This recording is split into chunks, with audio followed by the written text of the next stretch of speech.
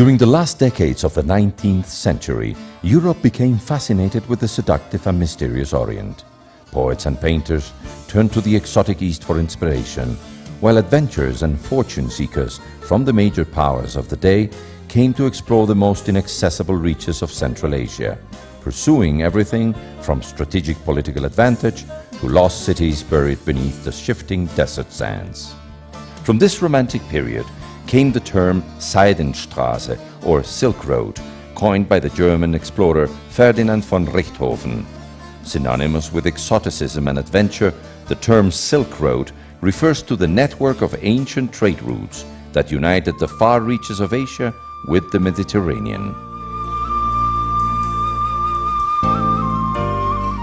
The Silk Road began at the ancient Chinese capital of Chang'an, present-day Xi'an, crisscrossing Asia until it reached Mediterranean port cities such as Aleppo and Istanbul. Along the way, it skirted the fierce Gobi and Taklamakan deserts, crossed the Pamir Mountains until reaching the fabled Central Asian cities of Bokhara and Samarkand in present-day Uzbekistan. It stretched south across the Himalayas to the Indian subcontinent and wound its way through Persia, where it forked south to the Arabian Sea and north to Anatolia, present-day Turkey.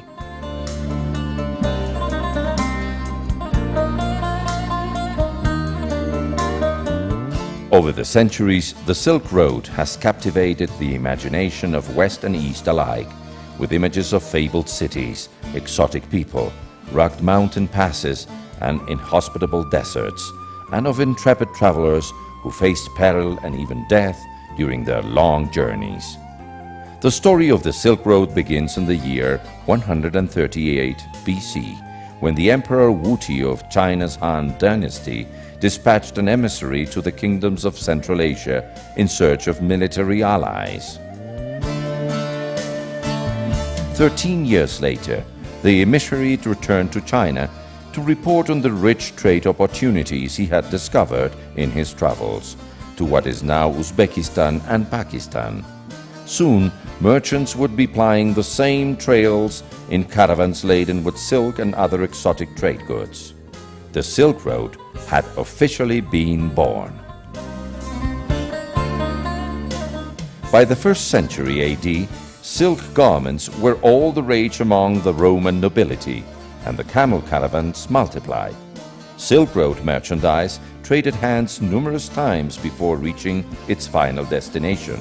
So although it is unlikely that any Chinese merchant ever reached Rome, Chinese trade goods certainly did.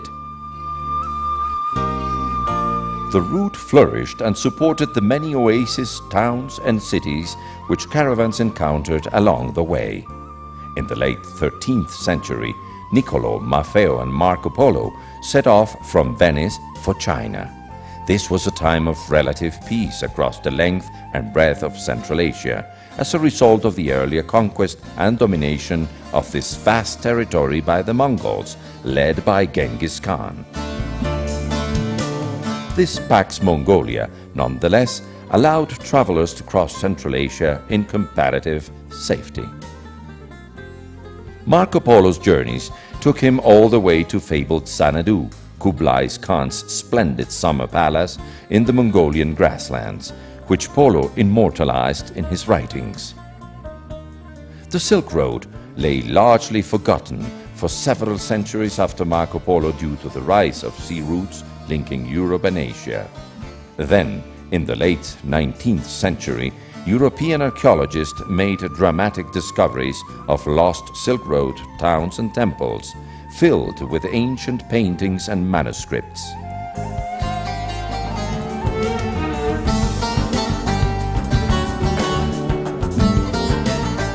Join us on Journey to Xanadu as 4 adventurers travel 28,000 kilometers across the ever-changing landscapes of Eastern Europe, Turkey, Iran, Pakistan and China, exploring the cultures, histories, religions, traditions, markets and contemporary life encountered along the legendary Silk Road.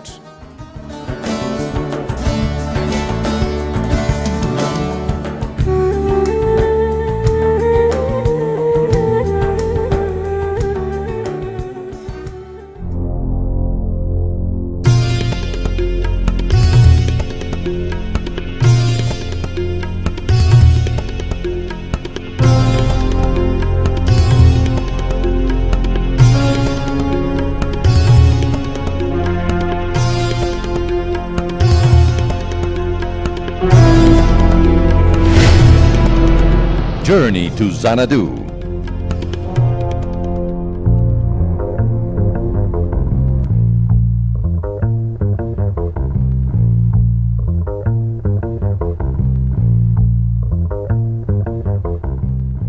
The journey to Xanadu begins in Frankfurt, Germany, where our four-wheel drive vehicle arrives by air.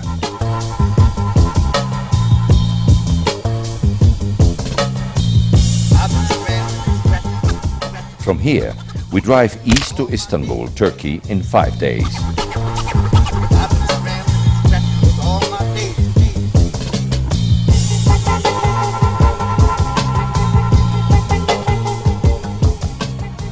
The route takes us through Salzburg, Austria, and into Eastern Europe.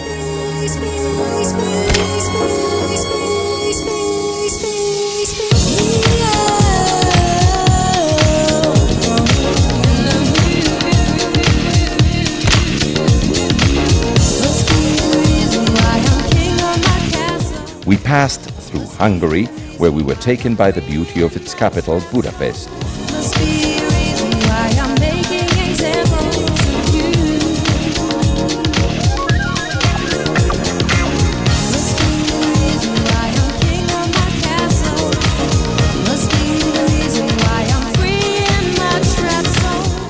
In Belgrade, Yugoslavia, we see the scars left by years of war.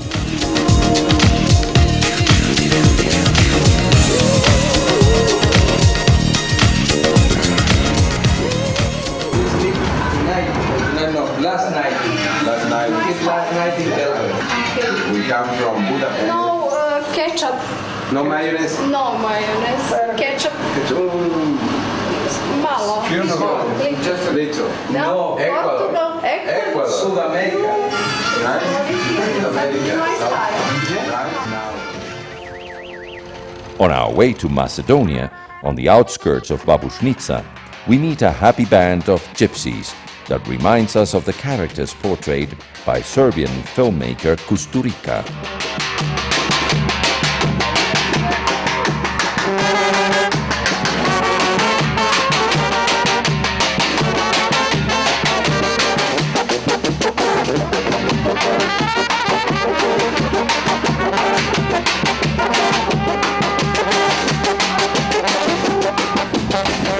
We traverse Macedonia in just 3 hours before entering Greece.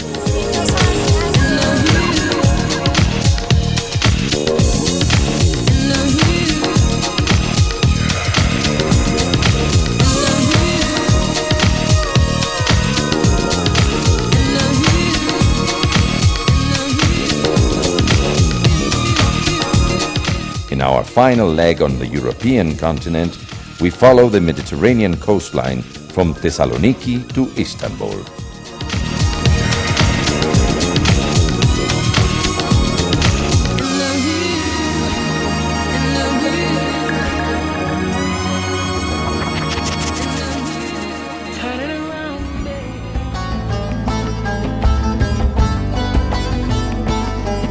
Istanbul is the only city in the world situated on 2 continents. The principal part of the city lies within Europe, while its suburban neighborhoods are located across the Strait of Bosphorus in Asia.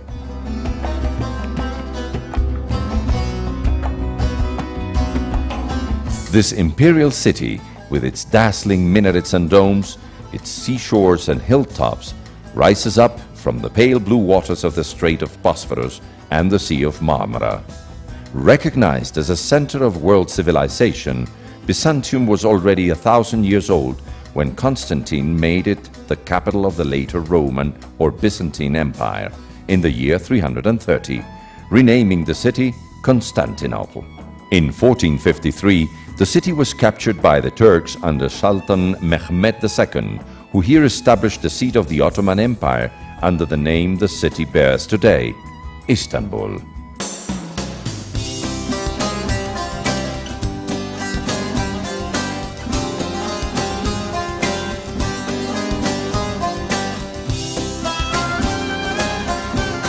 The capital of 2 empires for nearly 16 centuries, the city was one of the great melting pots of antiquity, supporting a polyglot of tongues, myriad thinkers and their ideas, monarchs and their riches, religions and their faithful, merchants and their wares. For Istanbul was the western terminus of the most storied trade route in history, the Silk Road. Today, the rich cultural legacy of Istanbul endures in each of the city's various quarters, where the modern and the traditional, the religious and the secular exist side by side.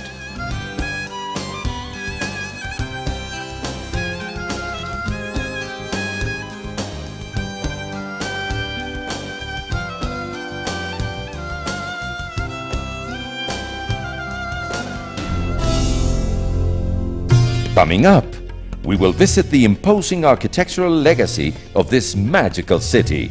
At the Grand Bazaar, we will mingle with merchants and their wares.